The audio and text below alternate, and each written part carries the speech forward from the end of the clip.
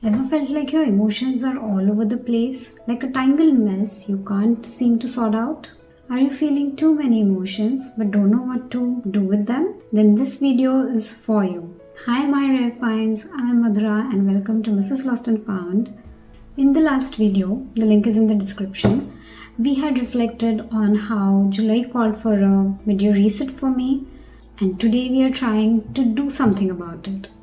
We are going to practice a version of this tool called mind mapping, and we are going to call it emotions mapping. Now, if you don't know, mind mapping is an amazing tool used for studying, taking notes, brainstorming, and so much more. So do check it out. And we are going to try doing that with emotions. So grab a pen and a paper and let's dive right in. Our minds are constantly processing emotions, whether we realize it or not. Sometimes we just feel something without knowing where it's coming from. Other times we get stuck in loops, replaying old conversations, overanalyzing situations, or feeling emotions that don't quite match the present moment. Mind mapping helps because it turns those thoughts into something visible, something we can work with. So we are going to go about this in 5 steps. Step 1 is to start with a question. Step 2, identify and label the emotions. Step 3, find the triggers. Step 4, spot patterns. And step 5, find your next step. Let's begin by reflecting on the most overbearing emotion in the last week, or it could also be chronic. There's been bothering you since few months or years maybe, and ask, how am I feeling? Now let's move to step 2, identify and label emotions. Now you could be feeling confused, nervous, anxious, helpless, frustrated, irritated, overwhelmed, or anything. The first step is to identify and label the emotion that you're feeling. There's a range of emotions that we feel on a daily basis, but we don't know what they are called, which in itself is a big hurdle in expressing what we're actually feeling. So explore this range of emotions. You can take a screenshot of this image and educate yourself more on it later. If you struggle to name emotions, a simple trick is to check in with your body. Tightness in your chest, that might be anxiety. Feeling drained, could be sadness. So on and so forth. Step 3, find the triggers. Now for this, we are going to keep asking some WH questions like, why am I feeling this? Where does this stem from? What does this feeling want to tell me? Now to find triggers, we can branch it out into the various aspects that you think are bothering you.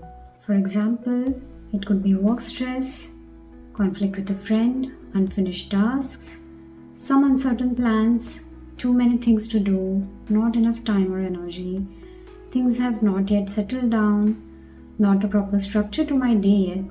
Yes, that's one for me. Now we could branch out even further from here. Take one aspect at a time, go into depth with it, ask more questions, and try to understand what exactly prompted this feeling. Step 4, spot patterns. Now, patterns could be our repetitive reactions or responses that we tend to follow in recurring situations. It's something that we don't know is stored in our subconscious. So, sub-branches to this could be, I always feel this way when, for example, I haven't given myself enough time, or when I'm unable to say no, or haven't sat down with my emotions, or when somebody crosses my boundary, etc. etc. Stay with it, give it some thought, and write down as much as you can. And last but not least, find your next step. Try to find practical solutions. Where do you want to go from here? We can't keep marinating in our thoughts and emotions, so we need to do something. Talk it out, take a break, journal, change perspective. What actions do I need to take? Sometimes it's as simple as going on a walk. Other times it might be setting a boundary or questioning your own perception. The goal here isn't to fix your emotions, it's to understand them and decide what feels right.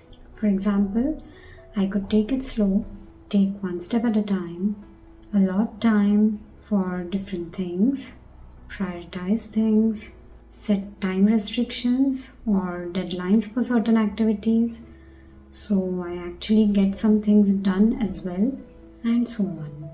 Why does it work, you may ask? Mind mapping gives your emotions and thoughts a place to exist outside your head.